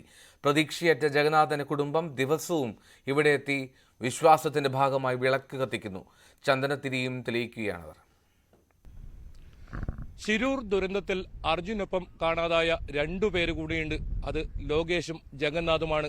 ഇപ്പോൾ നമുക്ക് ദൃശ്യങ്ങളിൽ കാണുന്നത് ജഗന്നാഥിന് വേണ്ടി അദ്ദേഹം ഇതുവരെ കണ്ടെത്താനായിട്ടില്ല ലക്ഷ്മണന്റെ കടയിലെ 20 വർഷമായി ജോലി ചെയ്യായിരുന്ന ജഗന്നാഥിന് വേണ്ടി അവരുടെ കുടുംബം അദ്ദേഹത്തിന്റെ ശാന്തിക്കായാണ് ഇത്തരത്തിലൊരു കർമ്മം ചെയ്യുന്നതെന്ന് പറയുന്നു. എല്ലാ ദിവസവും ഇദ്ദേഹം ഇവിടെ എത്തി ഇവിടെ വിളക്ക് വെക്കുകയും ഒപ്പം ചന്ദനത്തിരി ഉൾപ്പെടെയുള്ള വസ്തുക്കൾ ഇവിടെ കത്തിക്കുകയും ചെയ്യും. ഏതായാലും അദ്ദേഹത്തോട് തന്നെ ചോദിക്കാം, അണ്ണ നീ ಏನು ಮಾಡುದು ಇಲ್ಲಿ ಸರ್ ನೆನಪಿಗಾಗಿ ಡೈಲಿ ಬಂದವಾಗ ಈ ಕಡೆ ಬಂದವಾಗ ಎಲ್ಲ ಡೈಲಿ ಬಂದು ಇದು ಒಂದೊಂದು ಹಾಕೋ ನೆನಪಿಗಾಗಿ ನಾವು ಮಾಡೋ ಇಟ್ಟು ಹೋಗ್ತೀವಿ. ನಮ್ಮ ಮಗ ಬರ್ತೀಯ, ಇದು ಶಾಂತಿ ಅಣ್ಣ ತಮ್ಮ, ಶಾಂತಿ ತಮ್ಮ, ನಾ ಶಾಂತಿ ತಂದೆ, ಅದಕ್ಕೆ ನೆನಪಿಗಾಗಿ ಬಂದು ಮಾಡಿಟ್ಟು ಹೋಗ್ತೀವಿ ಅಷ್ಟೇ. ಬಂದು ಅವಾಗ ಮತ್ತು ಇವರು ಬಂಗಾರ ಎಲ್ಲ ರಾಶಿ ಉಂಟು ಇಲ್ಲಿ. ಇದರ ಬಂಗಾರ ಟ್ರಿಜೋರಿಯಲ್ಲಿ 1,10,000 ಇದೆ ಒಂದು ಕಡೆಗೆ, ಮತ್ತೊಂದು ಕಡೆಗೆ ಬಂಗಾರ ಸುಮಾರು ರೊಕ್ಕ ಎಲ್ಲ ಇದೆ. ಅದೆಲ್ಲ ಸಿಕ್ಕಿದ್ರೆ ನಮಗೆ ಕೊಡಲಿಕ್ಕೆ ಕೊಡ್ತೀವಿ ಅಂತ ಹೇಳ್ಯಾರೆ. ನೋಡ್ಬೇಕು ಹೆಂಗೆ ಮಾಡ್ತಾರೆ ಅಂತೇಳಿ. ಜಗನ್ನಾಥನ್ ಸಿಕ್ಕಿದೆ ಇಲ್ಲ ಏನು ನಂಬಿಕೆ? ಹಾಂ, ಜಗನ್ನಾಥಂದ ಇಲ್ಲೇ ಇದೆ. ಜಗನ್ನಾಥ ಸಿಗಲಿಲ್ಲ. ಕಡೆಗೆ ಲೋಕೇಶು, ಕಡೆಗೆ ಅರ್ಜುನು, ಅವ್ರು 3 ಇನ್ನೂ ಸಿಗಲಿಲ್ಲ. ಅವ್ರು ಸಿಗಬೇಕಿತ್ತು. ನಿಮ್ಮ ಡೈಲಿ ಬಂದು ಏನು ಮಾಡೋದು ಇಲ್ಲಿ? ಡೈಲಿ ನೆನಪಿಗಾಗಿ ಉದ್ಬತ್ತಿ ಹಚ್ಚಿ ಒಂದು ಅವರಿಗೆ ಹೂ ಎಲ್ಲ ಇಟ್ಟು ಹೋಗ್ತೀವಿ ಅಷ್ಟೇ. ಜಗನ್ನಾಥನಲ್ಲ, ಶಾಂತಿ ದಾದ, ಶಾಂತಿ ತಂದೆ, ಶಾಂತಿ ಶ್ರೀನಿವಾಸ ಇಸ್ರ, ಶಾಂತಿ ಅವಂತಿಕಾ, ರೋಷನ್, ಲಕ್ಷ್ಮಣ ಅವ್ರದ್ದು ಫ್ಯಾಮಿಲಿ ನಾವು. ನಾವು ಶಾಂತಿ ಮಗಳು, ನಾವು ಶಾಂತಿ ಮಗಳು, ನನ್ನ ಮಗಳು ಶಾಂತಿ, ಅವರು ಅಳಿಯ ಮೊಮ್ಮಕ್ಕಳು. അതാണ് അദ്ദേഹം ഇവിടെ എല്ലാ ദിവസവും എത്തി. ഇവർ ഈ കുടുംബം തന്നെ മാനസികമായി അത്തരത്തിൽ ഉൾക്കൊണ്ട് കഴിഞ്ഞിരിക്കുന്നു. ഇനി ജഗന്നാഥൻ തിരിച്ചു വരില്ല. അദ്ദേഹത്തിന്റെ വിശ്വാസപ്രകാരമായി ഇദ്ദേഹത്തിന്റെ ശാന്തിക്കായി ഇത്തരത്തിൽ വിളക്ക് കത്തിക്കുക. ആ ഗംഗാവലി പുഴ നമുക്ക് കാണാം. ഗംഗാവലി പുഴ ജഗന്നാഥനെയും കൊണ്ട് ഈ പുഴയുടെ അടിത്തട്ടിലോ അതല്ല ഈ മൺകൂനക്കടിയിലോ എവിടെയോ ഇത്തരത്തിൽ ജഗന്നാഥൻ ഉണ്ട് എന്ന ഒരു വിശ്വാസമാണ്. ഇവിടെയായിരുന്നു ലക്ഷ്മണന്റെ ആ കടയുണ്ടായിരുന്നത്. ഇവിടെ ഉണ്ടായിരുന്ന ലക്ഷ്മണന്റെ കുടുംബം, അതായത് 5 പേരടങ്ങുന്ന കുടുംബം മുഴുവൻ ഈ അപകടത്തിൽ മരണപ്പെടുന്ന സാഹചര്യമുണ്ടായി. എന്തായാലും 20 വർഷമായി ഈ ലക്ഷ്മണന്റെ കടയിൽ ജോലി ചെയ്യുകയായിരുന്നു. 3 പെൺമക്കളും ഭാര്യയുമടങ്ങുന്ന ആ കുടുംബത്തിന്റെ ഏക അത്താണിയായിരുന്നു ഈ ജഗന്നാഥൻ ഇനി തിരിച്ചു വരില്ല എന്ന് മാനസികമായി ഇവർ ഉൾക്കൊണ്ട് കഴിഞ്ഞിരിക്കുന്നു. അതുകൊണ്ടാണ് എല്ലാ ദിവസവും വന്ന് ഇത്തരത്തിൽ ഈ അതേനത് സ്മോൾ ബോട്ടിൽ ജ്യൂസ്, അതായത് അദ്ദേഹം പറയുന്നത് ഇത്തരത്തിൽ ജ്യൂസ് എല്ലാ ദിവസവും കൊണ്ടുവന്ന് ഈ ജഗന്നാഥന്റെ ഈ സ്ഥലത്ത് ഇത്തരത്തിൽ ജ്യൂസ് കൊണ്ടുവന്ന് ഇവിടെ നൽകും. ഒപ്പം ഇത്തരത്തിൽ ചന്ദനത്തിരിയും കത്തിക്കും, ഒരു വിളക്കും കത്തിക്കും. ഇത് എല്ലാ ദിവസവും ഇദ്ദേഹം ചെയ്യുന്നതാണ്. അദ്ദേഹം ബന്ധുവാണ്. അവരുടെ കുടുംബം മുഴുവൻ നിന്നാണ് ഇത്തരത്തിലുള്ള ഒരു ഇത് സ്ഥാപിച്ചിരിക്കുന്നത്. ഇവിടെ എന്തായാലും മാനസികമായി ഈ കുടുംബം ഉൾക്കൊണ്ടിരിക്കുന്നു. ഇനി ജഗന്നാഥ് ഇല്ല എന്ന്. ഏതായാലും തിരച്ചിൽ അവസാന ഘട്ടത്തിൽ നടക്കുമ്പോഴും ഇതാണ് ശിരൂരിൽ നിന്നുള്ള വൈകാരികമായ രംഗങ്ങൾ. ക്യാമറാമാൻ അഖിൽ ഓട്ടുപാറയ്ക്കൊപ്പം KV Baiju, news 18 Shirur. NCP സംസ്ഥാന അധ്യക്ഷൻ PC ചാക്കോയും കുട്ടനാട് MLA തോമസ് കെ തോമസും ഇന്ന് മുഖ്യമന്ത്രി പിണറായി വിജയനെ കാണും. AK ശശീന്ദ്രനെ മാറ്റി പകരം തോമസ് കെ തോമസിനെ മന്ത്രിയാക്കണമെന്ന ആവശ്യം ഉന്നയിക്കാനാണ് കൂടിക്കാഴ്ച. ഇരുവരും AK ശശീന്ദ്രന് ഒപ്പം മുഖ്യമന്ത്രിയെ കണ്ട് കാര്യങ്ങൾ ബോധ്യപ്പെടുത്തണമെന്നതായിരുന്നു NCP ദേശീയ അധ്യക്ഷൻ ശരത് പവാറിന്റെ ആവശ്യം. എന്നാൽ ഇവർക്കൊപ്പം മുഖ്യമന്ത്രിയെ കാണാൻ AK ശശീന്ദ്രൻ തയ്യാറായേക്കില്ല. മന്ത്രിസ്ഥാനം രാജിവെച്ചാൽ പാർട്ടിക്ക് പകരം മന്ത്രിയെ ഇടതുമുന്നണി അനുവദിക്കില്ലെന്നും അതിനാൽ രാജിവെക്കില്ല എന്നുമാണ് AK ശശീന്ദ്രന്റെ നിലപാട്. വയനാട് ഉരുൾപൊട്ടൽ സംബന്ധിച്ച് പഠിക്കാൻ സർക്കാർ നിയോഗിച്ച സമിതി ഇന്ന് റിപ്പോർട്ട് കൈമാറും. ഡോക്ടർ ജോൺ മത്തായിയുടെ നേതൃത്വത്തിലുള്ള വിദഗ്ധ സംഘമാണ് റിപ്പോർട്ട് തയ്യാറാക്കിയത്. 6 അംഗ സംഘം 2 തവണയായി ദുരന്ത മേഖലയിലെത്തി പഠനം നടത്തിയിരുന്നു. പാറയും മണ്ണും മണലുമെല്ലാം ഉൾപ്പെടെ 25 ലക്ഷം മീറ്റർ ക്യൂബ് വസ്തുക്കൾ ഉരുളിൽ ചൂരൽമലയിലേക്ക് ഒഴുകിയെത്തിയെന്നാണ് ഡോക്ടർ ജോൺ മത്തായിയുടെ നേതൃത്വത്തിലുള്ള വിദഗ്ധ സമിതിയുടെ കണ്ടെത്തൽ. ജമ്മു കശ്മീരിൽ 2ാം ഘട്ട വോട്ടെടുപ്പ് പുരോഗമിക്കുകയാണ്. 6 ജില്ലകളിലായി 26 മണ്ഡലങ്ങളിലാണ് 2ാം ഘട്ടത്തിൽ തെരഞ്ഞെടുപ്പ്. മുൻ മുഖ്യമന്ത്രി ഒമർ അബ്ദുള്ള, BJPയുടെ രവീന്ദ്ര റെയ്ന തുടങ്ങിയവർ ജനവിധി തേടുന്നവരിലുണ്ട്. ഐഷത്തുൽ ഷംന വിവരങ്ങൾ നൽകും. ഐഷത്തുൽ, ആദ്യ മണിക്കൂറിലെ പോളിംഗ് ശതമാനം എങ്ങനെയാണ്? എൽദോ ഈ പോളിംഗ് ശതമാനത്തിൻ്റെ ഔദ്യോഗിക കണക്കുകൾ പുറത്തു വരുന്നേ ഉള്ളൂ. എങ്കിലും ഭേദപ്പെട്ട പോളിംഗ് തന്നെയാണ് ഇതുവരെയും രേഖപ്പെടുത്തിയിട്ടുള്ളത്. ജമ്മു കാശ്മീരിൽ ഏറെ നിർണായകമായ തെരഞ്ഞെടുപ്പ് ആണ് എന്നുള്ളതാണ് പ്രത്യേകത. ഈ 6 ജില്ലകളിൽ നിന്നായി 26 മണ്ഡലങ്ങളിലേക്കാണ് ഇന്ന് തെരഞ്ഞെടുപ്പ് നടക്കുന്നത്. 157 സ്റ്റേഷനുകൾ, പോളിംഗ് സ്റ്റേഷനുകൾ, സ്പെഷ്യൽ പോളിംഗ് സ്റ്റേഷനുകളിലാണ് സ്ത്രീകളുടെ നേതൃത്വത്തിലുള്ളത്, അതുപോലെ യുവാക്കളുടെ നേതൃത്വത്തിലുള്ളത്. ഇങ്ങനെ 157 സ്പെഷ്യൽ പോളിംഗ് സ്റ്റേഷനുകൾ ഉൾപ്പെടെയാണ് ഇന്ന് പോളിംഗ് രേഖപ്പെടുത്താൻ എത്തുന്നത്. കഴിഞ്ഞ ഒന്നാം ഘട്ട തെരഞ്ഞെടുപ്പിൽ 61.13% പോളിംഗ് രേഖപ്പെടുത്തിയത്. സാമാന്യം ഭേദപ്പെട്ട പോളിംഗ് തന്നെയായിരുന്നു. അത് തന്നെയാണ് ഈ രണ്ടാം ഘട്ടത്തിലും പ്രതീക്ഷിക്കുന്നതും. ഒപ്പം തന്നെ ഉമർ അബ്ദുള്ള, രവീന്ദ്ര റെയ്ന തുടങ്ങിയ നേതാക്കൾ, പ്രമുഖർ എത്തുന്നു. അവർ കൂടി ജനവിധി തേടുന്നു എന്നുള്ളതാണ് ഈ രണ്ടാം ഘട്ടത്തിന്റെ പ്രത്യേകത. മാത്രവുമല്ല, രജൌരി മേഖലയിൽ, അതായത് ജമ്മു കാശ്മീരിൽ ഏറെക്കാലമായി ഏറ്റുമുട്ടൽ തുടർന്നുകൊണ്ടിരിക്കുന്ന ഒരു മേഖലയാണ് രജൌരി. ഈ മേഖലയിൽ കൂടി, ഈ മണ്ഡലത്തിൽ കൂടി ഇന്ന് ജനവിധി തേടുന്നുണ്ട്, വോട്ടെടുപ്പ് നടക്കുന്നുണ്ട്. അതുകൊണ്ട് തന്നെ മേഖലയിൽ കൂടുതൽ സുരക്ഷ ശക്തമാക്കിയിട്ടുണ്ട്. എന്തായാലും വലിയ സുരക്ഷയോടുകൂടി തന്നെയാണ് എല്ലാ മണ്ഡലങ്ങളിലും ഇന്ന് തെരഞ്ഞെടുപ്പ് നടക്കുന്നത്. നല്ല ഭേദപ്പെട്ട പോളിംഗ് ഉണ്ട്. ഏകദേശം 7 മണിക്ക് തന്നെ കൃത്യമായി പോളിംഗ് തുടങ്ങി. വൈകുന്നേരം 6 മണി വരെയാണ് പോളിംഗ് ഉണ്ടാവുക. ഇതുവരെ സ്ത്രീകളുടെ നേതൃത്വത്തിൽ പ്രത്യേക പോളിംഗ് സ്റ്റേഷനുകൾ ഒരുക്കി എന്നുള്ളത് കൂടി ഒരു പ്രത്യേകതയാണ്. നമുക്കറിയാം, 10 വർഷത്തിന് ശേഷമാണ് ജമ്മു കാശ്മീരിൽ തെരഞ്ഞെടുപ്പ് നടക്കുന്നത്. സംസ്ഥാന പ്രത്യേക പദവി എടുത്തു കളഞ്ഞതിന് ശേഷമുള്ള, ആർട്ടിക്കിൾ 370 റദ്ദാക്കിയതിന് ശേഷമുള്ള ആദ്യത്തെ തെരഞ്ഞെടുപ്പാണ്. അതുകൊണ്ട് തന്നെ എല്ലാ പാർട്ടികൾക്കും ഇത് നിർണായകവുമാണ്. പ്രത്യേകിച്ച് PDP BJP സഖ്യം, അന്ന് സഖ്യം പിരിഞ്ഞതിന് ശേഷമുള്ള തെരഞ്ഞെടുപ്പ് കൂടിയാണ്. അതുകൊണ്ട് മെഹബൂബ മുഫ്തി അടക്കമുള്ളവർക്ക് ഈ തെരഞ്ഞെടുപ്പ് ഏറെ നിർണായകമാവുമെന്ന കാര്യത്തിൽ ഒരു തർക്കവുമില്ല. എന്തായാലും അവസാനഘട്ട തെരഞ്ഞെടുപ്പ് ഇനി 1-ാം തീയതിയാണ്, ഒക്ടോബർ 1-നാണ്. അതിനുശേഷം 90 മണ്ഡലങ്ങളുടെയും വോട്ടെണ്ണൽ നടക്കുന്നത് ഒക്ടോബർ 8-നാണ്. ഏറെ നിർണായകമായ ഒരു തെരഞ്ഞെടുപ്പ്. എല്ലാവരും ഒരു വലിയ പ്രതീക്ഷയോടുകൂടി തന്നെയാണ് നോക്കിക്കാണുന്നത്. കാരണം ഈ 1-2 രണ്ടാം ഘട്ട വോട്ടെടുപ്പ് ഇപ്പോൾ ഈ രാവിലെ 7 മണിക്ക് തുടങ്ങി. ഇത്രയും സമയമായപ്പോഴേക്കും ഭേദപ്പെട്ട പോളിംഗ് തന്നെയാണ് രേഖപ്പെടുത്തുന്നത്. നിലവിലെ സാഹചര്യം വെച്ച്, അതുപോലെ ആദ്യഘട്ട വോട്ടെടുപ്പ് നടന്ന ഒരു സാഹചര്യം കൂടി വെച്ച് ഭേദപ്പെട്ട പോളിംഗ് ഉണ്ടാകും എന്ന പ്രതീക്ഷയിൽ തന്നെയാണ് ഇപ്പോൾ ഉള്ളത്. എൽദോ. ശരി, ഐഷത്തുൽ ഷംന. മറ്റു വാർത്തകളിലേക്ക് പോയാൽ, കർണാടക മുഖ്യമന്ത്രി സിദ്ധരാമയ്യ ഇന്ന് കേരളത്തിലെത്തുകയാണ്. നിലമ്പൂരിൽ ആര്യാടൻ അനുസ്മരണ സമിതി സംഘടിപ്പിക്കുന്ന പരിപാടിയിൽ സിദ്ധരാമയ്യ പങ്കെടുക്കും. വൈകിട്ട് 3:30-ക്കാണ് കരിപ്പൂർ വിമാനത്താവളത്തിലെത്തുന്ന സിദ്ധരാമയ്യയെ റോഡ് മാർഗം നിലമ്പൂരിലെത്തിക്കും. ഭൂമി കുംഭകോണ കേസിൽ കർണാടക മുഖ്യമന്ത്രി സിദ്ധരാമയ്യയുടെ ഹർജി ഇന്നലെ ഹൈക്കോടതി തള്ളിയിരുന്ന സാഹചര്യം കൂടിയുണ്ട്. അതാണ് സന്ദർശനത്തിന്റെ പ്രാധാന്യം. രഞ്ജിത്ത് രാമേന്ദ്രൻ വിവരങ്ങളുമായി ചേരുന്നു. മറ്റൊരു വാർത്തയിലേക്ക്. ലെബനനിൽ ഇസ്രായേൽ ആക്രമണം കടുപ്പിക്കുന്നതിനിടെ തലസ്ഥാനമായ ബെയ്റൂട്ടിൽ വ്യോമാക്രമണത്തിൽ ഹിസ്ബുല്ല കമാൻഡർ കൊല്ലപ്പെട്ടു. ഹിസ്ബുല്ലയുടെ റോക്കറ്റ് വിഭാഗം പ്രധാനിയായിട്ടുള്ള ഇബ്രാഹിം ഖുറൈസിയാണ് കൊല്ലപ്പെട്ടത്. ഖുറൈസിയെ കൂടാതെ 6 പേർ കൂടി കൊല്ലപ്പെട്ടിട്ടുണ്ട്. തുടർച്ചയായ 2-ാം ദിവസവും ഈ ആഴ്ചയിലെ 3-ാമത്തെ ആക്രമണമാണ് ഇസ്രായേൽ നടത്തിയത്. ഇതോടെ ലെബനനിൽ കൊല്ലപ്പെട്ടവരുടെ എണ്ണം 569ആയി. 50 കുട്ടികളും 88 സ്ത്രീകളും ഇതിൽ ഉൾപ്പെടുന്നു എന്നുള്ളതാണ് പ്രധാനപ്പെട്ട കാര്യം. ഇതിനിടെ തങ്ങളുടെ പൗരന്മാരോട് ലെബനൻ വിടാൻ അമേരിക്ക അറിയിപ്പ് നൽകി. രഞ്ജിത്ത് രാമേന്ദ്രൻ ചേരുന്നു. ലെബനൻ ചോരപ്പുഴയെ മാറുകയാണല്ലോ. രഞ്ജിത്ത്, എന്താണ് നിലവിലത്തെ സാഹചര്യം? ഏതായാലും ഹിസ്ബുള്ളയുടെ പ്രധാനപ്പെട്ട ഒരു കമാൻഡറെ വധിക്കാൻ ഇസ്രായേലിനായി എന്നുള്ളതാണ് ഇന്നത്തെ പ്രധാനപ്പെട്ട കാര്യം. അതായത് ഈ നേരത്തെ പറഞ്ഞതുപോലെ ഇബ്രാഹിം മുഹമ്മദ് കൊബൈസി എന്നുള്ളത് അവരിൽ ഏറ്റവും പ്രധാനപ്പെട്ട ഒരു നേതാവ് കൂടിയാണ്, കമാൻഡറാണ്. പലവിധ യുദ്ധങ്ങൾക്കും നേതൃത്വം നൽകിയ ആൾ കൂടിയാണ് കൊബൈസിയെ കൊലപ്പെടുത്തുക എന്നുള്ള ഇസ്രായേൽ ലക്ഷ്യമായിരുന്നു. അത് ഇസ്രായേൽ അത്തരത്തിൽ സംഭവിച്ചിരിക്കുന്നു. 200ഓളം സ്ഫോടനങ്ങൾ കഴിഞ്ഞ 24 മണിക്കൂറിനുള്ളിൽ ലെബനനിൽ ഇസ്രായേലിൻ്റെ ഭാഗത്തുനിന്നുണ്ടായി എന്നാണ് നമുക്ക് ലഭിക്കുന്ന ഏറ്റവും പുതിയ വിവരം. 50 കുട്ടികളും 89ഓളം സ്ത്രീകളും അടക്കമുള്ളവരാണ് കൊല്ലപ്പെട്ടത് എന്ന വിവരം കൂടി പുറത്തു വരുന്നുണ്ട്.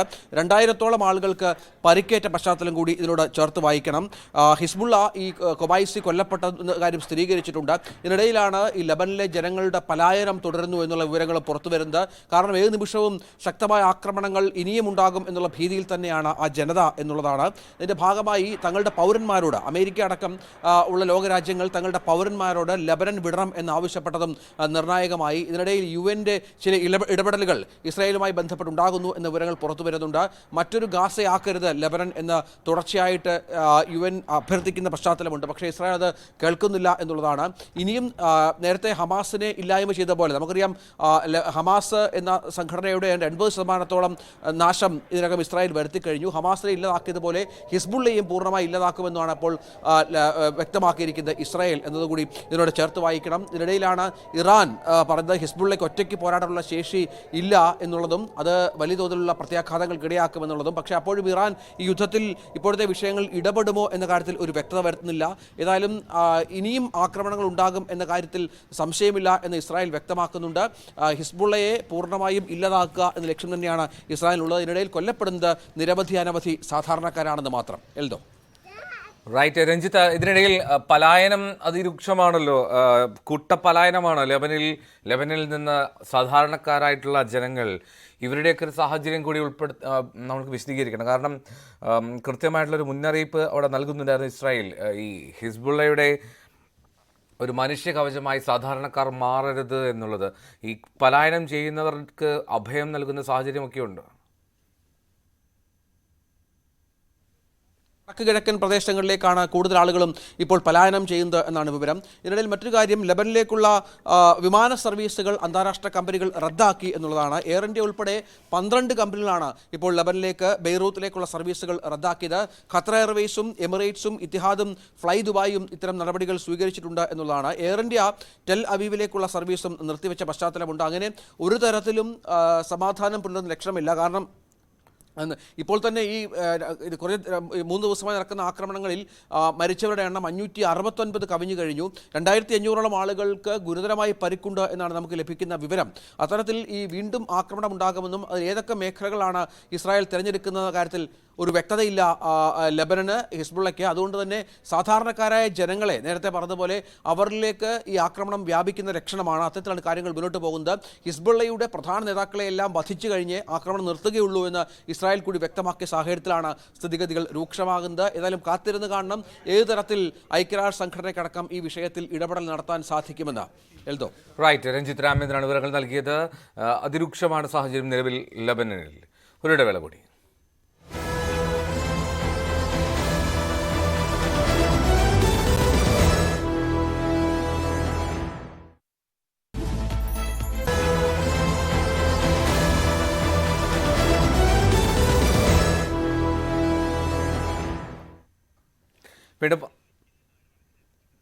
വീണ്ടും വാർത്തകളിലേക്ക്. പ്രതികൂല കാലാവസ്ഥയെ തുടർന്ന് 3 മാസങ്ങൾക്ക് മുൻപ് അടച്ച വാഗമണിലെ ചില്ലുപാലം തുറക്കാൻ നടപടിയില്ല. അധികൃതരുടെ അനാസ്ഥയിൽ ലക്ഷങ്ങളുടെ നഷ്ടമാണ് വരുന്നത്. മഴക്കാലത്ത് അപകട സാധ്യത കണക്കിലെടുത്താണ് ചില്ലുപാലം അടച്ചിട്ടത്. എന്നാൽ കാലാവസ്ഥ അനുകൂലമായിട്ടും ഇതുവരെ തുറക്കാൻ നടപടിയായിട്ടില്ല എന്നാണ് പരാതി.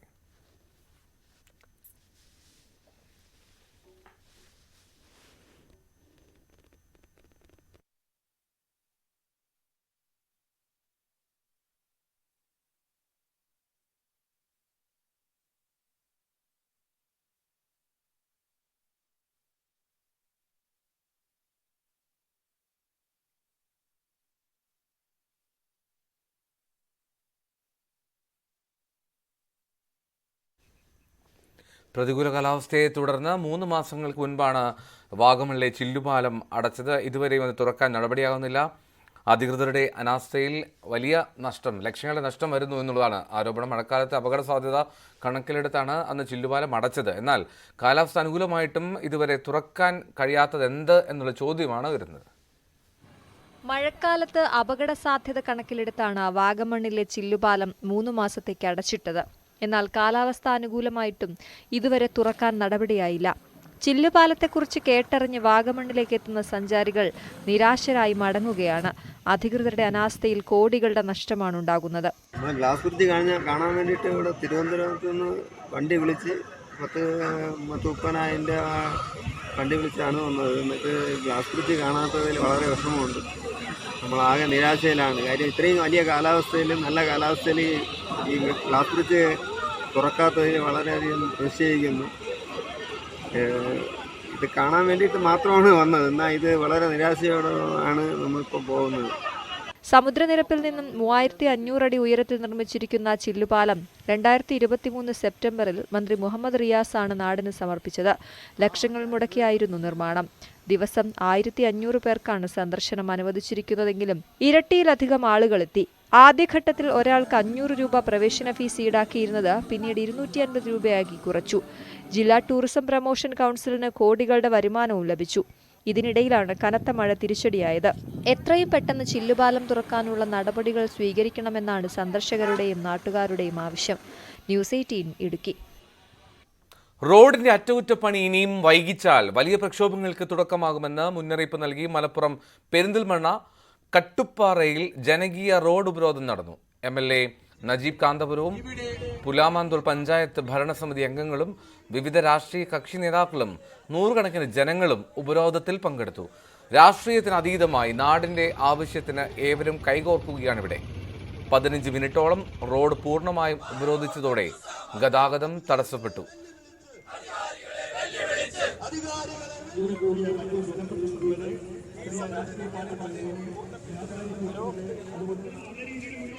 ഞങ്ങളുടെ ഉദ്ദേശം ഒറ്റൊന്നുമല്ല, ഈ റോഡ് ഗതാഗത യോഗ്യമാകണം. കാരണം നമുക്ക് എല്ലാവർക്കും സഞ്ചരിക്കാൻ കഴിയണം.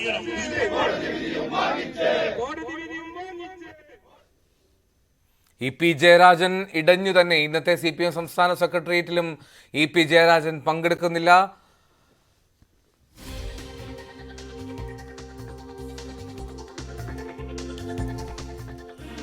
അതിനിടെ രാജിക്കാര്യത്തിൽ മുകേഷ് ഔചിത്യപൂർണമായ തീരുമാനമെടുക്കണമെന്ന് PK ശ്രീമതിയുടെ പ്രതികരണമുണ്ടായി. യഥാർത്ഥത്തിൽ ഇതുപോലുള്ള സംഭവങ്ങൾ ഉയരുകയും ആരോപണ വിധേയനാവുകയും ഇതുമായി ബന്ധപ്പെട്ടുകൊണ്ട് പ്രത്യേകിച്ച് അറസ്റ്റ് ചെയ്യപ്പെടുകയും മുൻകൂർ ജാമ്യം തേടിയതിനാൽ അദ്ദേഹത്തിന് അറസ്റ്റ് ചെയ്ത് വിട്ടയച്ചു. പക്ഷെ ഇക്കാര്യത്തിൽ ഇങ്ങനെയുള്ള ചില സന്ദർഭങ്ങളിലെല്ലാം പൊതുവെ അവനവൻ തന്നെയാണ് ഇക്കാര്യങ്ങളിൽ ഔചിത്യപൂർവ്വം തീരുമാനമെടുക്കേണ്ടത്. മറ്റ് പല ഘടകങ്ങളും ഇതുമായി ബന്ധപ്പെട്ടുകൊണ്ടുണ്ടാവാം. നിയമസഭാ സാമാജികൻ എന്നുള്ള നിലയിൽ ഇതുമായി ബന്ധപ്പെട്ടുകൊണ്ട് താരതമ്യപ്പെടുത്തി ഒട്ടേറെ സംഭവങ്ങൾ പറയാനുണ്ടാവും. പ്രത്യേകിച്ചും ഇതെല്ലാം നമ്മുടെ കേരളത്തിൽ നടന്നുകൊണ്ടിരിക്കുകയാണ്. അങ്ങനെ ഒരു കീഴ്വഴക്കം ഇതുവരെ മുൻപ് കണ്ടിട്ടില്ല. അത്തരമൊരു സന്ദർഭത്തിൽ നമ്മൾ കേരളത്തിൽ ഇരുന്നുകൊണ്ട് എല്ലാ കാര്യങ്ങളും പരിശോധിക്കാതെ നമുക്ക് പറയാൻ പറ്റില്ല. പക്ഷേ ഇതുപോലുള്ള കാര്യങ്ങളിൽ ഇങ്ങനെ വരുന്ന സന്ദർഭത്തിൽ ഔചിത്യപൂർവ്വം അവനവന്റെ ധാർമ്മിക ബോധം വെച്ച് തീരുമാനമെടുക്കാൻ കഴിയേണ്ടത് അവനവന് തന്നെയാണ്. അതാണ് അതിന്റെ ഭംഗി. VV അരുൺ ചേർന്ന് വിവരങ്ങളുമായി. അരുൺ, EP ഇന്നലെയാണല്ലോ കണ്ണൂർ സ്റ്റേഡിയം കോർണറിലെ പാർട്ടി പരിപാടിയിൽ പങ്കെടുത്തതും അത് വലിയ വാർത്തയുമായതാണ്. വീണ്ടും പാർട്ടി വേദിയിലേക്ക് EP റിട്ടേൺസ് എന്നുള്ള തലക്കെട്ട് വന്നതാണ്. പക്ഷെ എന്തുകൊണ്ട് ഇന്ന് സംസ്ഥാന സെക്രട്ടറിയിൽ പങ്കെടുക്കേണ്ട എന്നുള്ള തീരുമാനം?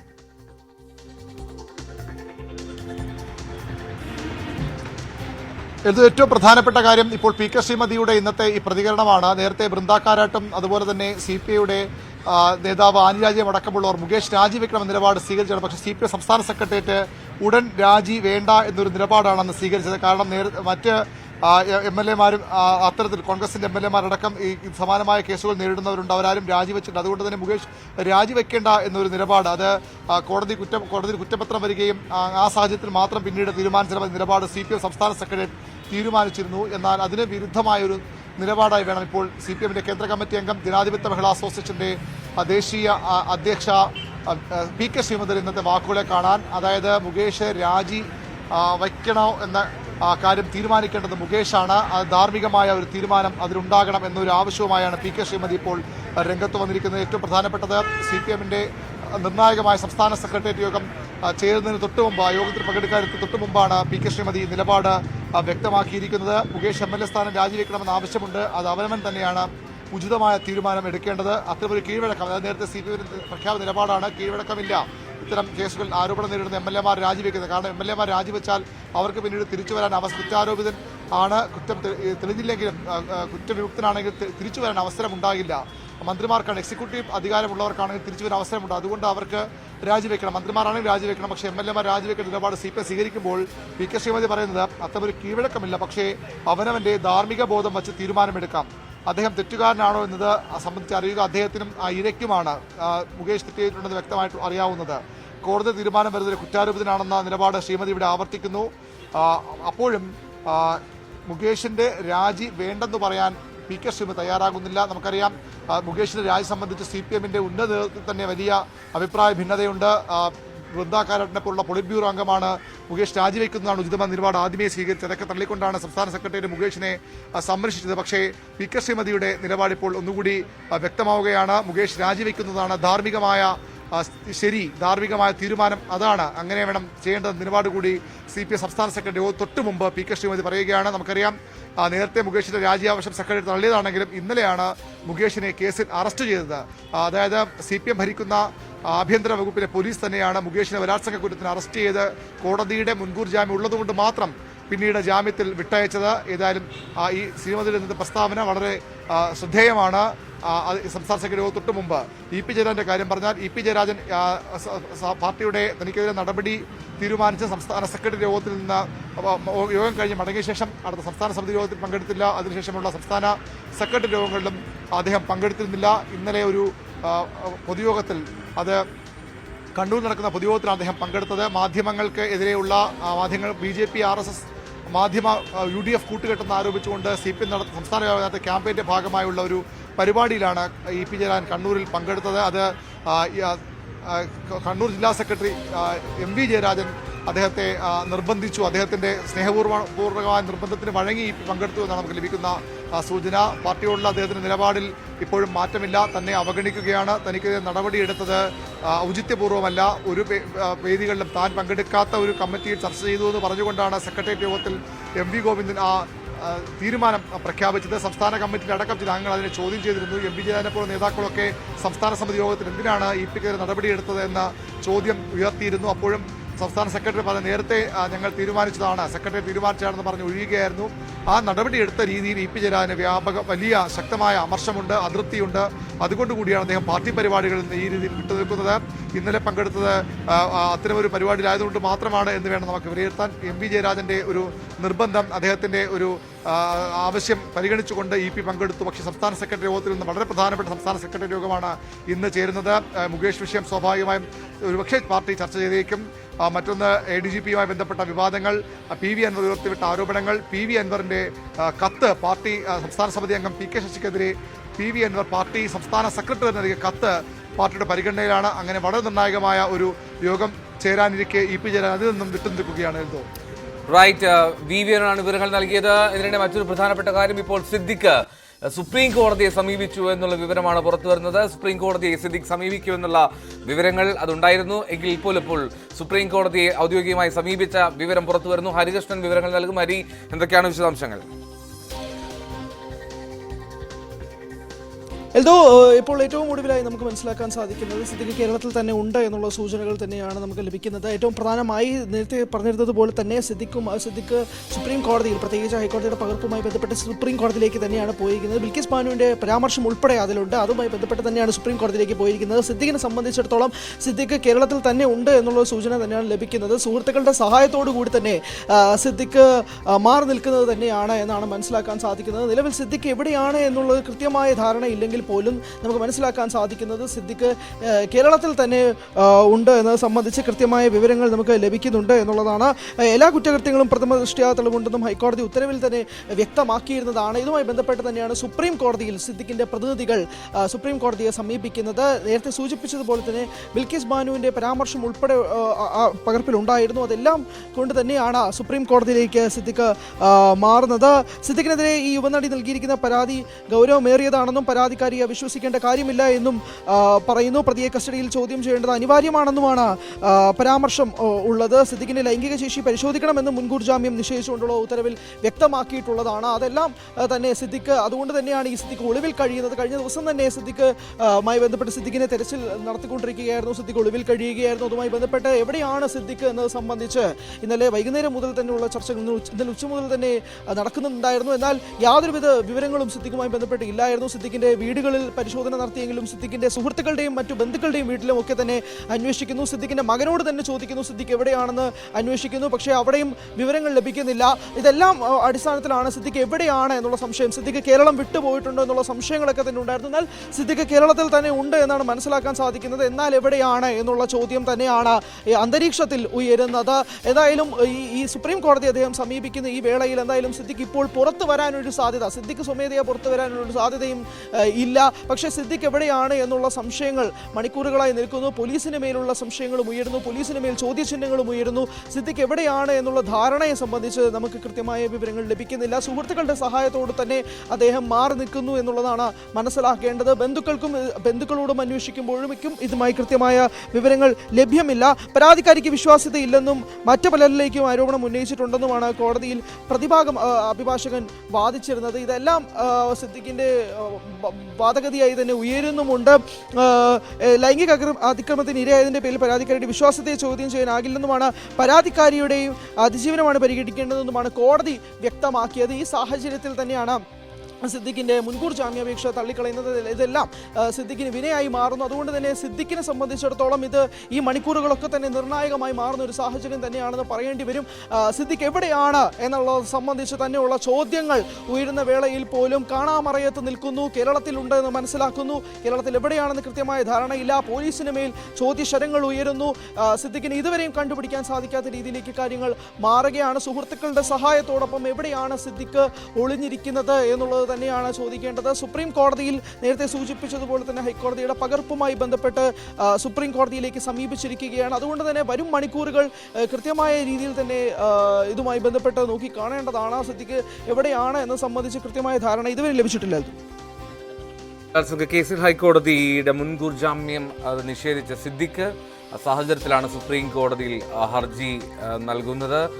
സിദ്ദിഖിന്റെ അഭിഭാഷകർ ദില്ലിയിലെത്തി ഇന്ന് മുതിർന്ന അഭിഭാഷകരുമായി കൂടിക്കാഴ്ച നടത്തിയിരുന്നു. അതിന്റെ വിധി പകർപ്പും ഉൾപ്പെടെ കൈമാറിയിരുന്നു. നിരവധി കാര്യങ്ങൾ അതിൽ ഉന്നയിക്കുന്നുണ്ട്. തനിക്കൊരു ക്രിമിനൽ പശ്ചാത്തലമില്ല, അന്വേഷണവുമായി പൂർണ്ണമായും സഹകരിക്കും, ഇത്തരം വാദങ്ങൾ. ഒപ്പം തന്നെ പരാതിക്കാരിയായിട്ടുള്ള ആ നടി അവർ പരാതി നൽകാൻ വൈകിയതുൾപ്പെടെ ഈ സുപ്രീം കോടതിയിൽ ചൂണ്ടിക്കാട്ടാനുള്ള ശ്രമത്തിലാണ് സിദ്ദിഖിന്റെ അഭിഭാഷകർ എന്നാണ് ലഭ്യമാകുന്ന വിവരം. പോലീസിൻ്റെ പ്രത്യേക സംഘം ഈ സിദ്ദിഖിനായുള്ള തെരച്ചിൽ നടത്തുന്നതിനിടയിലാണ് ഇപ്പോൾ സുപ്രീം കോടതിയിലേക്ക് സിദ്ദിഖ് എത്തിയത്. തൻ്റെ ക്ലീൻ ബാക്ക്ഗ്രൗണ്ട് അതാണ് പ്രധാനമായും സിദ്ദിഖ് ഉന്നയിക്കുന്നത്. ഇതുവരെ ക്രിമിനൽ പശ്ചാത്തലം തനിക്കില്ല എന്നുള്ളൊരു സാഹചര്യം സിദ്ദിഖ് ഉന്നയിക്കുന്നുണ്ട്. ആ കാര്യം സുപ്രീം കോടതി എത്തരത്തിൽ പരിഗണിക്കുമെന്നുള്ളതാണ് അറിയേണ്ടത്. നമ്മൾ ഏറ്റവും ശ്രദ്ധിക്കേണ്ടത് ഇന്നലെ ഹൈക്കോടതിയിലുണ്ടായ അതിരൂക്ഷമായിട്ടുള്ള സാഹചര്യമാണ്. ആ സാഹചര്യം സംസ്ഥാന സർക്കാരിന് സുപ്രീം കോടതിയിൽ ബോധിപ്പിക്കാൻ സാധിച്ചാൽ ഒരു പക്ഷേ സിദ്ദിഖിന് എത്രമാത്രം അനുകൂലമായിട്ടുള്ളൊരു നിലപാട് നേടിയെടുക്കാൻ കഴിയുമെന്നുള്ളതൊക്കെ സംശയകരമായി തന്നെ നിലനിൽക്കുന്നു. എന്താണെങ്കിലും ചോദ്യം ചെയ്യാൻ വേണ്ടി കസ്റ്റഡിയിൽ എടുക്കേണ്ട സാഹചര്യമുണ്ടോ എന്നുള്ള ഒരു ചോദ്യം കൂടി സിദ്ദിഖ് മുന്നോട്ട് വയ്ക്കുന്നുണ്ട്. ഇതൊക്കെ കോടതി എങ്ങനെ പരിഗണിക്കുമെന്നതാണ് പ്രധാനമായും അറിയേണ്ടത്. സിദ്ദിഖ് രണ്ട് വീട്ടിലും ഉണ്ടായിരുന്നില്ല. എന്നാലും സിദ്ദിഖ് എവിടെ എന്നുള്ള കാര്യത്തിൽ ഇപ്പോഴും ഒരു വ്യക്തതയില്ല. സിദ്ദിഖ് ഒളിവിലാണ്. സിദ്ദിഖിന് സഹായം നൽകുന്നത് അത് സുഹൃത്തുക്കൾ തന്നെ എന്നുള്ള വിവരവും പുറത്തു വരുന്നു. വാർത്താരംഭം പൂർണ്ണമാവുകയാണ്. നമസ്കാരം.